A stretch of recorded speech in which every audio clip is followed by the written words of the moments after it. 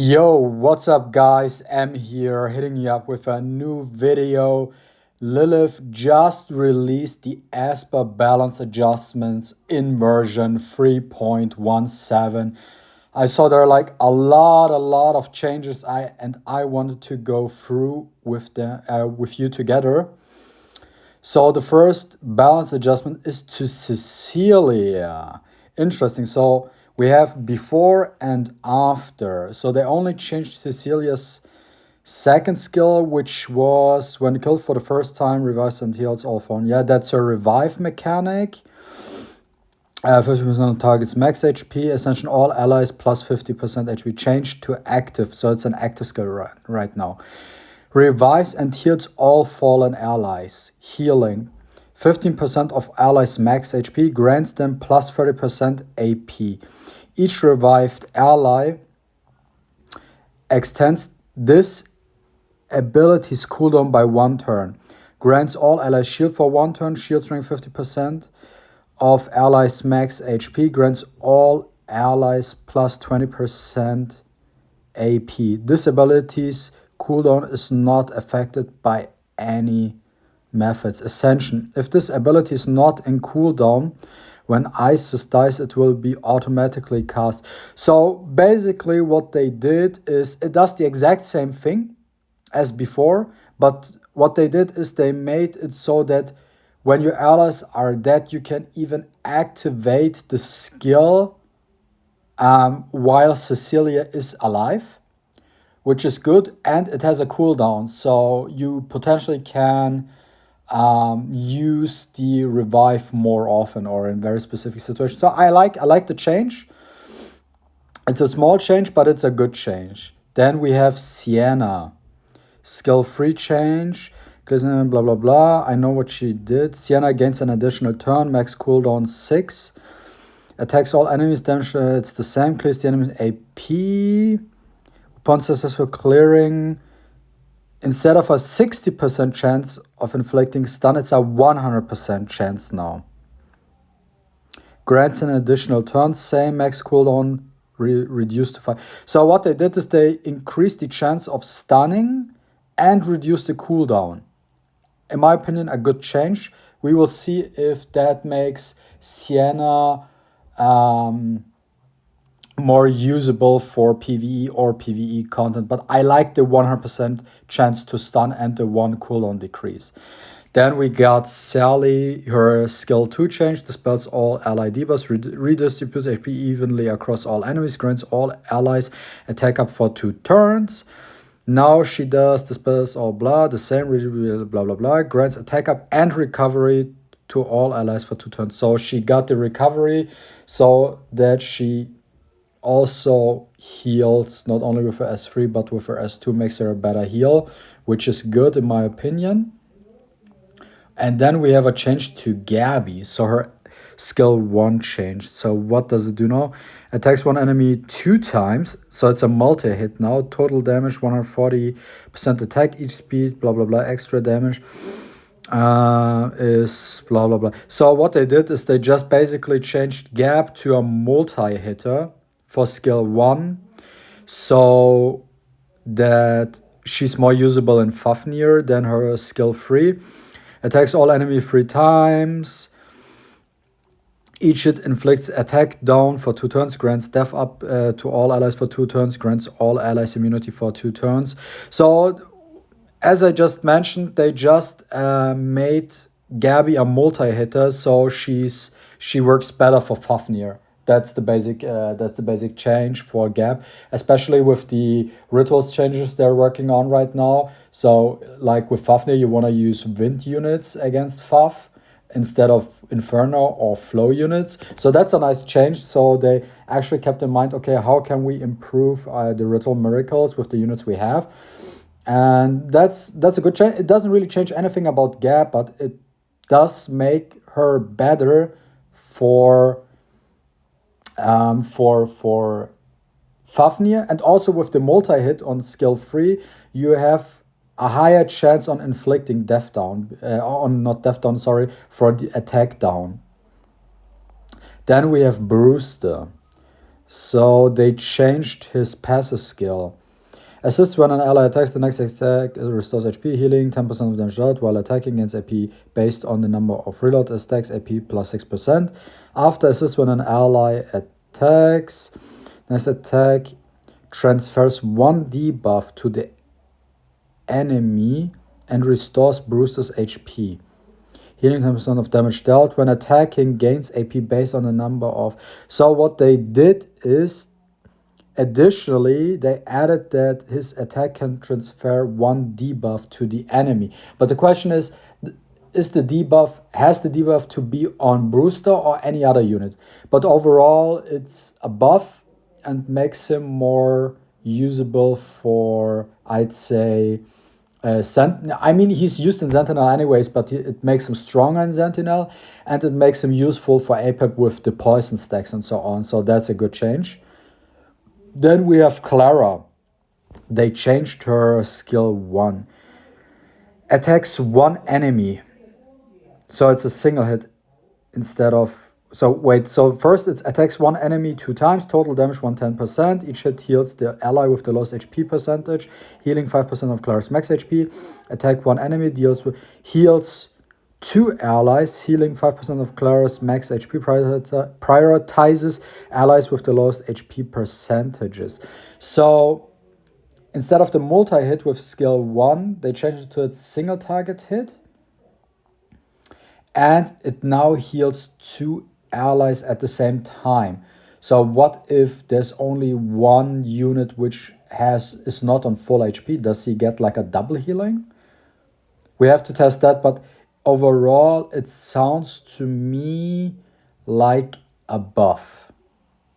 It sounds to me like a buff to Clara, which is great. And then here Dislyte is posting a lot of Twitter. Maybe I have to adjust something later on. Lewis changes. Okay. Previously, skill 2 gains crit rate for 2 turns, attacks 180% damage.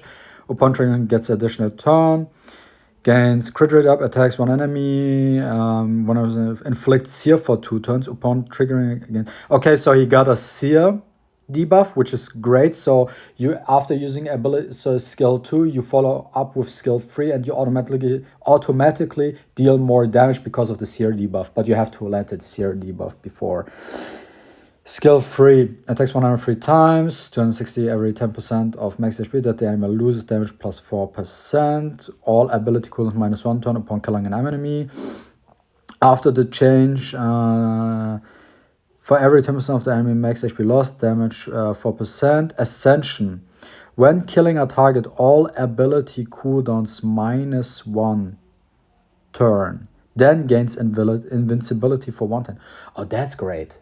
So you actually hit a unit with S2, sear debuff, follow up with his skill 3, kill something, and then he gains invincibility. That's great for Lewis. That makes him so much better for holo battle. Not necessarily for point war or RTA. Maybe for RTA he might be a pick for RTA. I have to think about that. Maybe useful for RTA, but first things I consider him as useful now for APAP, for Chronos, and for holo battle. So that's a nice change. I think I will 6-star my Lewis now. Then Pandora. Her skill changes. So ability 2 attacks 1 enemy, damage 20% attack plus 6% max HP. Each hit has 60% of just dispelling a buff. Is a trigger Pandora's box effect. Same thing after. Ascension instantly triggers targets Pandora's box effect, inflicts stun for 1 turn. In my opinion, it's the exact same thing because that's what she did before with her boxes. That's the box effect. Or maybe it's now even a slight buff because the box effect is that they can stun. And with the Ascension on skill 2, it can also stun. I think it's a slight buff. Then we have to look at it more accurately. Skill 3. Speed up for 2 turns, inflict Pandora on all enemies for 2 turns. After the enemy takes action for 2 turns, reduce their HP by 50% and stuns them for 1 turn. Gains an additional turn. Grants all allies speed for 2 turns, inflicts Pandora's box on all enemies for 2 turns. After an enemy takes action, HP minus 30% and inflicts speed down for 2 turns. Gains an additional turn. So they reduce the amount of damage the boxes can deal, but also inflict a speed defense down. I don't know. So for me, it sounds like a nerf because she does now 20% less damage. And I think Pandora's biggest time to shine was always in Temporal Tower and especially in Infinity Tower, where she's very, very useful. Does it change? Will you pick a different unit than Pandora now because of the change? No, you will not, because she's still very strong and you want to use her because the enemies have way too much HP and her box definitely helps, but it's just 30%. So it makes her weaker for PvP.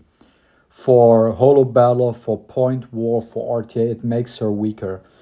Yes, she does the speed down now, but still 50% instead of, it's not, after the update, it's 30% instead of 50% is definitely a nerf. It's not a huge nerf, but it's a noticeable nerf in my opinion. Then the change of skill 3, attacks 1 enemy 3 times, 6%, each speed, blah, blah, blah. Each hit has a 50% chance of reducing the MP by 30%. Essentially, the third hit stuns the enemy. Afterwards, attacks 1 enemy. So it's a single target. It's not a multi-hit anymore. Damage 180 each, blah, blah, blah. Extra damage 1... what? Each speed grants extra damage plus 1% attack, 100% chance of reducing enemy AP by 60%.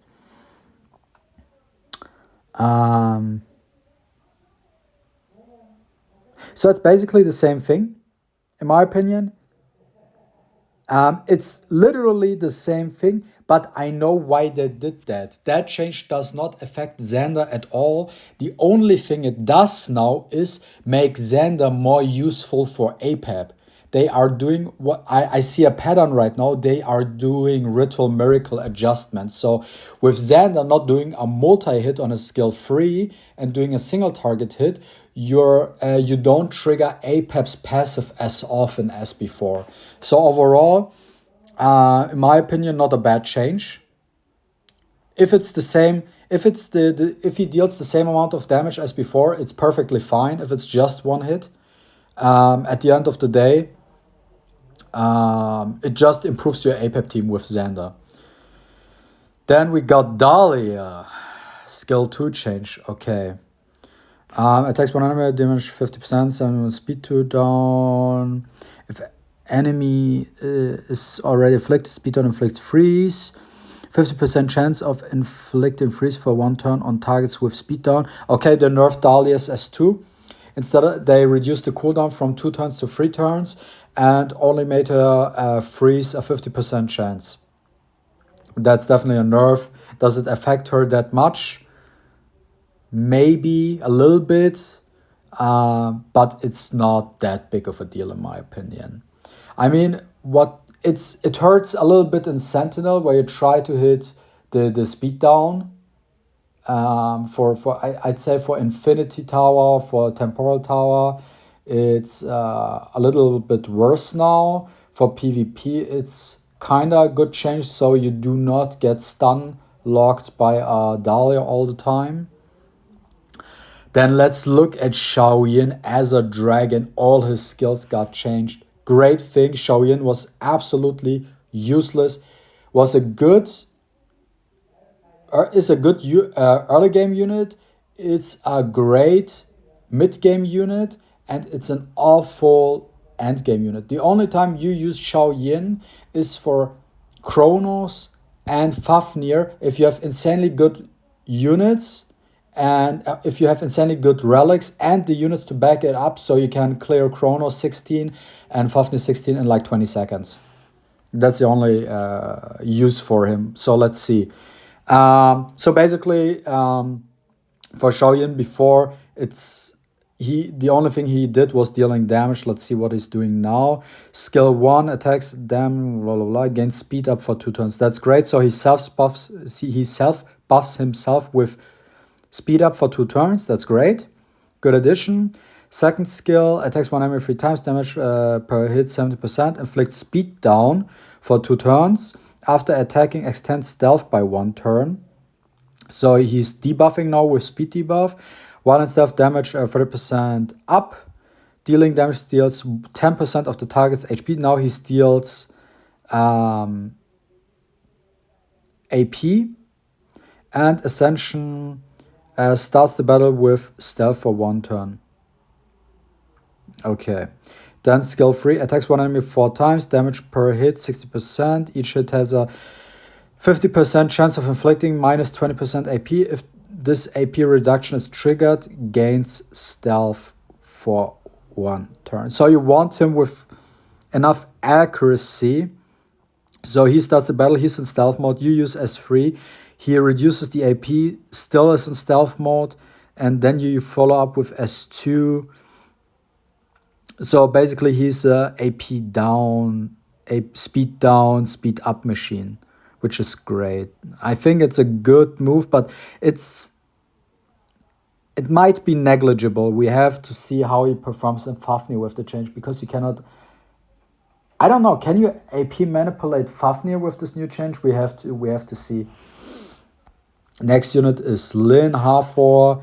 Her S3 changed. Attacks one enemy 2 times now. Damage 140% attack. Inflicts here for 2 turns. Same as before. Just it's a multi-hit now. Gains shield for 2 turns. Shield strength 35% of Lin's max HP. Ascension, when triggering a hit, gains 30% extra damage and 50% shield strength. Gains 15% AP.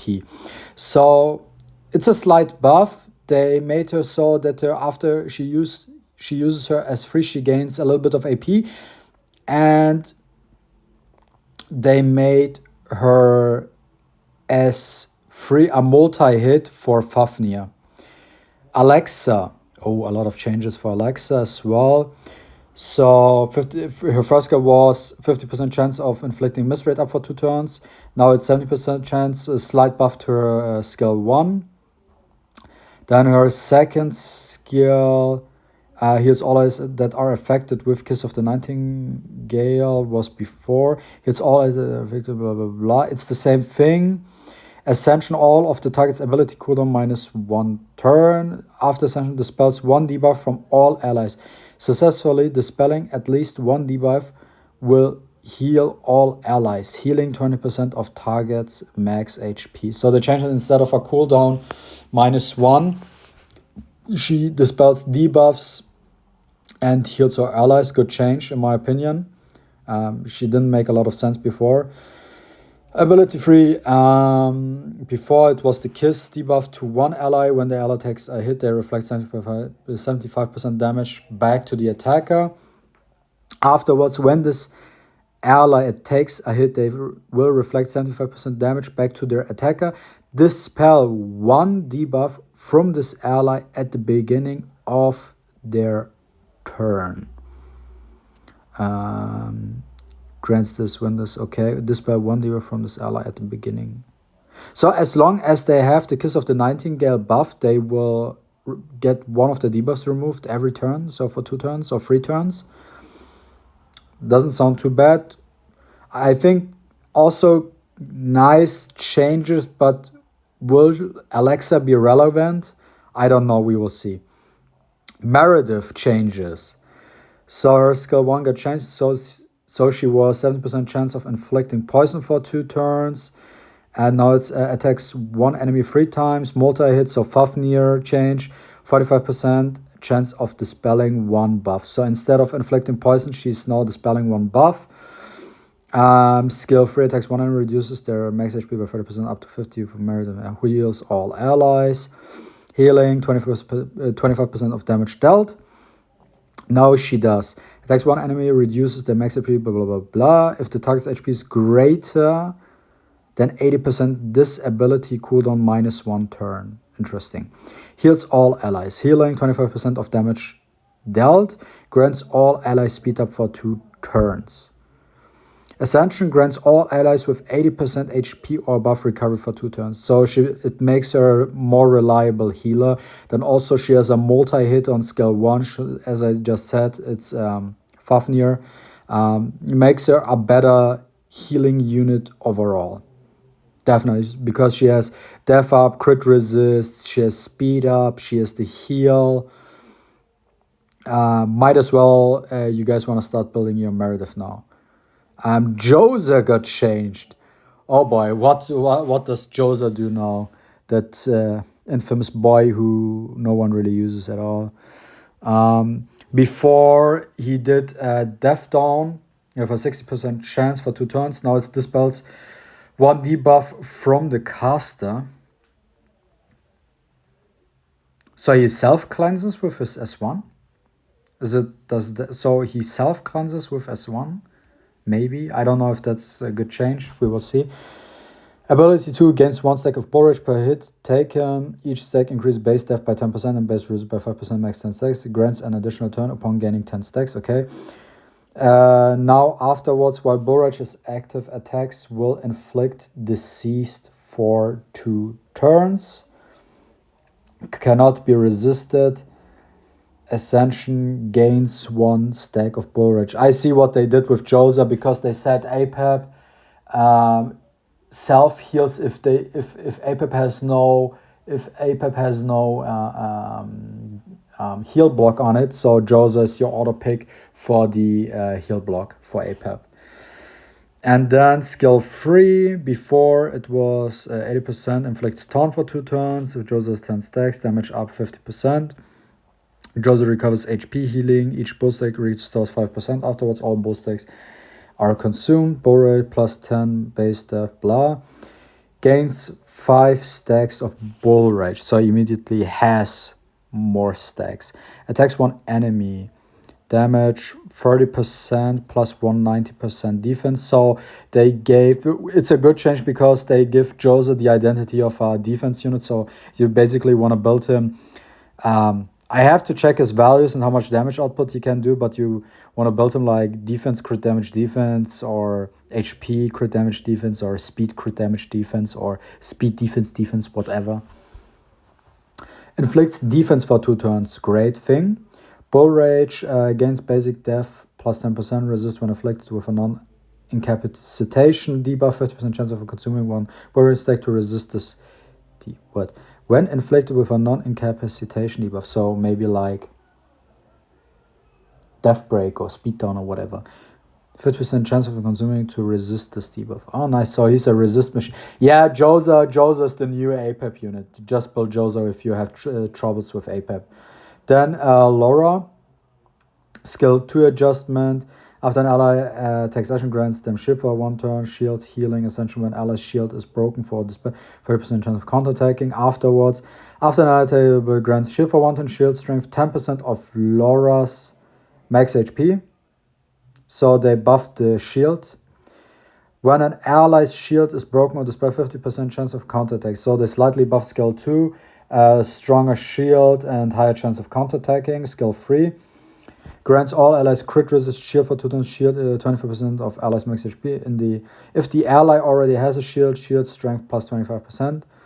Grants all, and afterwards, same thing, shield strength, 20% of Laura's max HP if the ally already has shield. So they changed it so it depends on Laura's max HP. So what do you do basically with Laura? You ruin her triple HP. Make her like 70k HP, something like that, with a little bit of speed subset that she's not too slow, and she allows your units to have a lot of survivability. Then we have Esper stats adjustments. Ahmed, before after, he has a little bit more attack, more HP, more defense, same speed. Okay, so overall they increased his stats. Ira, before after, more attack, less HP, same def, same speed. Looks like a nerf to me because with Ira, she's not a damage dealing unit. Doesn't make sense to me, the changes, because she's a support unit. I don't know why she has more attack and 1.1k HP less.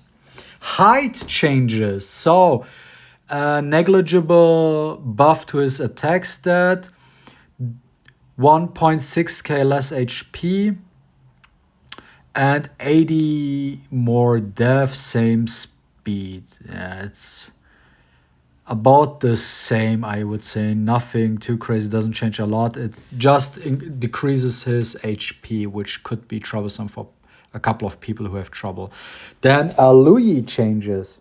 Same attack, same HP, same def, but they increased his base speed from 90 to 94, which is good.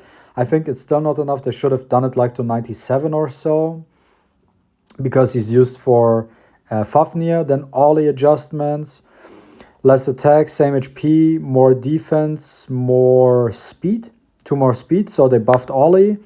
Sally, same attack, same HP, same defense, buffed her speed from 96 to 100, which is great. Tanjuan, more attack, less HP, less defense, same speed, I don't know why. But he got 60 more attack, but we will see with the next change. Tavor, nice, Tavor got a change. Before, more attack, more HP, more defense. Overall, he got beefier, same speed. Would be great if they had increased the speed to 100 or so. 97, I don't think it's good. They should have made it 100 in my opinion. Then Tricky, more attack, less HP, less defense, same speed, doesn't really change anything about him, it's the same as before. And Xiaoyan, more attack, less HP, less defense, but more speed, which is good. Overall, a couple of changes, nothing too crazy. The units which got kinda nerfed, it's not really a nerf, it's the same thing. And the units that got buffed, it was either okay, didn't change anything at all, but for the units who got base speed buff, that's a good change. Then also captain ability adjustments. Black Twin increases from an attack lead, it's now a crit rate by 20%. I don't know why, because I think the attack lead is better, but I think maybe they want to make it beginner friendly, and because beginners don't have much crit rate, so they want to give the Black Twin crit rate, so new players have a better experience. And White Twin, almost the same thing, but it's not a universal accuracy lead. Okay, it's good, so they can use it everywhere basically. Good change. Xiaoyan from Holo Battle 30% to attack for PvE, which is good. So Holo Battle on Xiaoyan had like literally it didn't even make sense at all. No one uses Xiaoyan. Literally, maybe at the beginning when he was released, but literally no one uses Xiaoyan in Holo Battle. It doesn't make any sense to give him an attack lead for Holo Battle. So I like it's now PvE, which is a great change to use him as a attack leader for Fafnir and Kronos. Alexa, Point War, HP 30% to Universal 24%. Okay, good change for PvE. Joza had now he has a 30% resist. Okay, whatever, whoever needs resist, right? Oh yeah, maybe for APAP, because that guy does a lot of poison stacks, so you wanna use Joza as a leader, so all your units have more resist, so you do not even get poison debuffed in the first place. Yeah, Joza is their upfront Esper, this upcoming patch for build me and I will do APEP 16 for you without any issues. Meredith, change HP lead to a speed lead, PV speed lead 25%. That's great, makes you better. For Fafnir, you can now use Meredith as a speed leader, great thing. Falcon got a change. Instead of crit rate, he has a speed lead, an overall speed lead. Now, interesting, but he didn't get touched, so I guess he will be touched in the next patch in 3.18 adjustments. So that's was all about the captain abilities. Let me know what you think about that. Overall, good changes. I wouldn't say I'm amazed. They're good. They're definitely good changes. but it's not like I'm super excited and I'm not super mad at all. I think they did. I think overall you can say it's a positive change. It's a positive change, and if I see any other changes, I will edit that in the video. Thanks for watching. See you next time, and you will see the Reso System video next. Bye.